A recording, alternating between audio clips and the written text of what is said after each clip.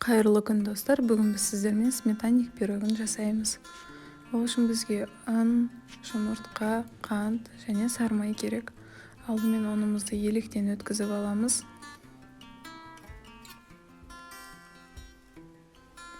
Сосын ұнымыздың бетіне қантты саламыз. Сосын бөлме температурасында тұрған сармайымызды саламыз. Үшеуін жақсылап араластырамыз. Қамырымыз песочный түрге келу керек.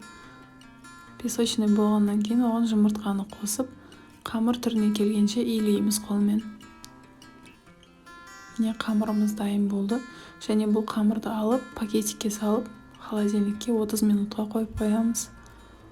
Ал енді дайын болған қамырымызды алып, арнайы формаға, форма болмаса арнайы духовканың листіне салып істесек болады. Қамырды екіге бөліп аламыз. Және астыңғы бөлігін қолмен жақсылап жайып шығамыз.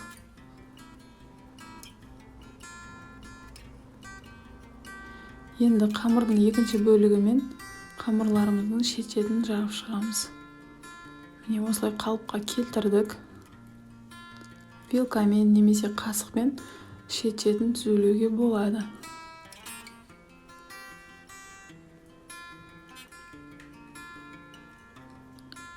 Қамырымыз дайын болды.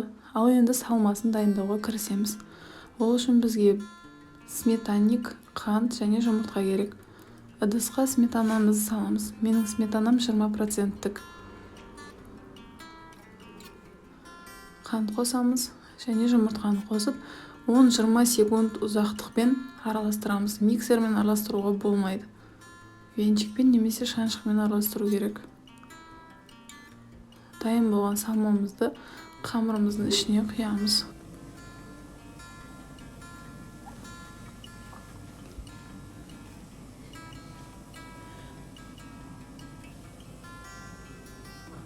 Шаймен деп құйып аламыз.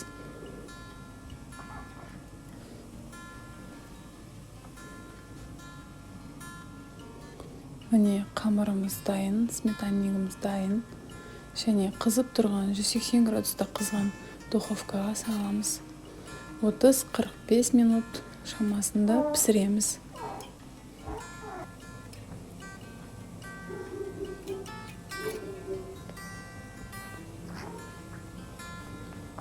Міне сметаннигіміз дайын болды. Жақсылап суытып аламыз, формадан алмай тұрып. Менікі 2 сағатта суыды. Осылай пышақпен бірінші жандарын ақырындап кесіп аламыз. Мінекей пирогымыз дайын. Жасап көріңіздер. Бір жасағаннан шығады. Астарыңыз дәмді болсын.